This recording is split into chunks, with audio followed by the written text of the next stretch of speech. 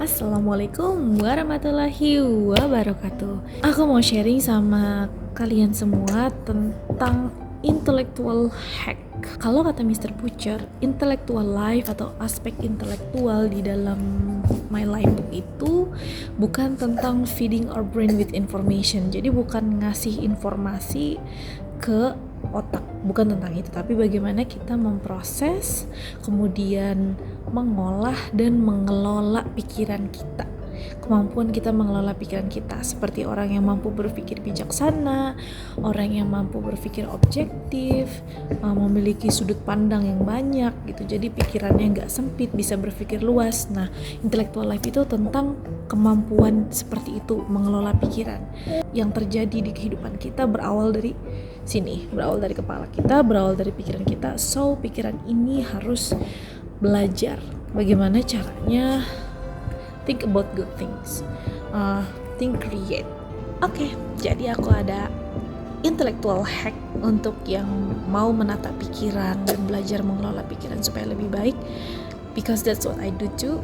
Berani tidak disukai. Nah, buku ini benar-benar menolong aku untuk melihat sudut pandang yang baru, untuk mengelola cara pikirku yang tadinya aku sangat amat mudah ke trigger ya.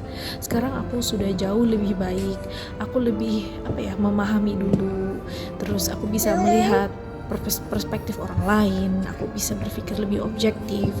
Aku bisa lebih tenang kayak gitu. Nah, buat yang mau latihan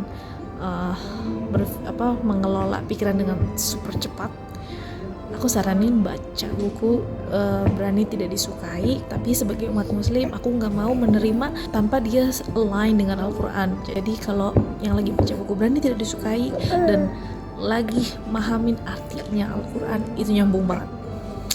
Beberapa hal yang aku suka banget dari buku itu dan nyambung banget sama apa yang aku alamin itu tentang satu, kalau kita sampai marah berarti tujuan kita sudah nggak bagus lagi. Tujuan kita bukan untuk menegakkan yang baik, menegakkan yang adil, atau menyampaikan pesan yang baik, udah bukan tentang itu lagi.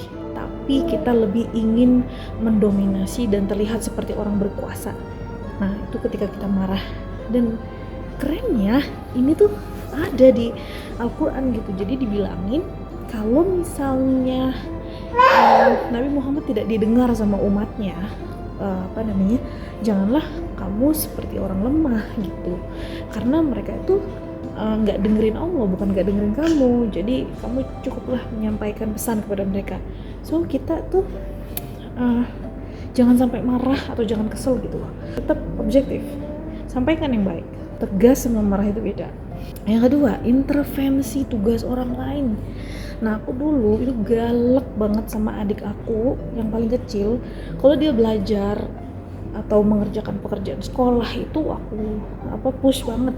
Sampai dia kadang nangis, dia sedih, dia ya mungkin cukup stres kali ya karena kakaknya terlalu terobsesi gitu. Nah, kita tuh kalau membimbing nggak boleh seperti itu. Itu namanya intervensi tugas orang lain.